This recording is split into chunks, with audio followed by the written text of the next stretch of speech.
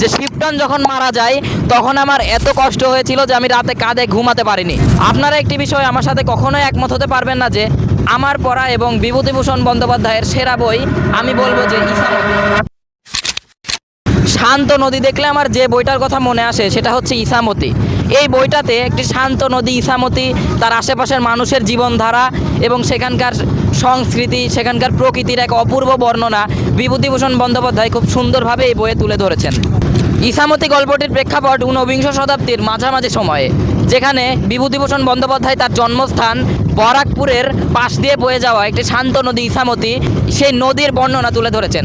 শুধু সেই নদীর বর্ণনা নয়, তুলে ধরেছেন সেখানকার ইতিহাস। সেই বরাকপুরের পাশ দিয়ে চলে গিয়েছিল ইসামতি নদী এবং সেখানে ছিল মোল্লাহাটি নীলকুঠি। নীলকুঠির ইংরেজ সাহেব শিবটন এবং তার দেওয়ান দেওয়ান রাজারামের অত্যাচারে সেখানকার কৃষকদের পিঠ ভেঙে আসছিল। বন্ধুরা, বইটি কিন্তু শুধুমাত্র অত্যাচারের কাহিনী নিয়ে বর্ণনা নয়। এই বইটিতে শিবটন যখন মারা গেল, শিবটন অনেক অত্যাচারী হওয়া সত্ত্বেও লেখক এমনভাবে ইন্টারেকশন করে দিয়েছেন আমাদের সাথে যে শিবটন যখন মারা যায় তখন আমার এত কষ্ট হয়েছিল যে আমি রাতে কাঁধে ঘুমাতে পারিনি। বইটির কেন্দ্রীয় চরিত্র ভবানী বারুজ্য, তার বোন তিলু, নীলু, বিলু, তারপর ব্যবসায়ী নালুপাল, সবার সাথে এমনভাবে কানেক্ট করেছি যা আমার অপু দুর্গার সাথে হতে পারিনি। সমাজ পরিবর্তন হয়, ইংরেজরাও এই দেশ থেকে একদিন চলে গিয়েছিল, কিন্তু এই দেশের এই যে ইসামতি নদীর পাশের মানুষের জীবনযাত্রা, সেই জীবনযাত্রা সরলই থেকে গিয়েছে। তো বন্ধুরা, আমার মতে যে ইসামতি বিভূতিভূষণ বন্দ্যোপাধ্যায়ের শ্রেষ্ঠ উপন্যাস, কারণ এক একজনের আসলে দৃষ্টিভঙ্গি এক এক রকম। আমি যদি নস্টালজিয়া পছন্দ করি তাহলে আমার অপু দুর্গা, পথের পাঁচালী আমার ভালো লাগবে, কিন্তু আমার যে প্রকৃতি পছন্দ, প্রকৃতির এত সুন্দরভাবে ফুটিয়ে তুলেছেন বিভূতিভূষণ বন্দ্যোপাধ্যায়।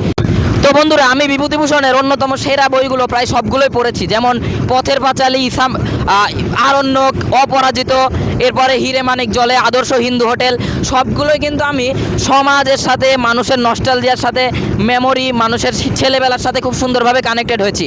কিন্তু প্রকৃতির সাথে যে কানেকশনের ব্যাপারটা, এটা ইসামতি বইয়ে সবচাইতে ভালোভাবে তুলে ধরা হয়েছে। এই কারণেই কিন্তু এই বইটা আমার পড়া বিভূতিভূষণ বন্দ্যোপাধ্যায়ের অন্যতম সেরা বই। আমরা বর্তমান সময়ে এমন এমন বইয়ের সাথে অভ্যস্ত যেগুলো খুব ইনস্ট্যান্ট ডোপামিন দিয়ে দেয়, কিন্তু ইসামতি বইটা আপনাদের এমন, যদি আপনাদের মনে হয় যে আপনারা খুব তাড়াতাড়ি একটা বইয়ের মূল পয়েন্টে চলে যাবেন, খুব তাড়াতাড়ি মজা নিতে চান, তাহলে ইসামতি বইটা আমার মনে হয় আপনার জন্য না। কারণ ইসামতি বইয়ে এত সুন্দরভাবে বর্ণনার মাধ্যমে আস্তে আস্তে এগিয়েছে যে ইসামতি বইটা যারা আসলে একটু আস্তে ধীরে আগতে পছন্দ করেন, একটু প্রকৃতির সাথে মিশে যেতে পছন্দ করেন, তাদের জন্য ইসামতি বইটা সেরা। তো বন্ধুরা, আমি যে জিনিসটা বোঝানোর চেষ্টা করলাম যে এই বইটা আপনাদের খুবই ধৈর্যের সাথে পড়তে হবে, না হলে আপনারা মজা পাবেন না। এমনকি আমি এই বইটা পড়েছিলাম কয়েক বছর আগে, তখন আমি এখনকার থেকেও ছোট ছিলাম। তখন আমি এই বইটা আমার পড়তে লেগেছিল 3 থেকে 4 মাস।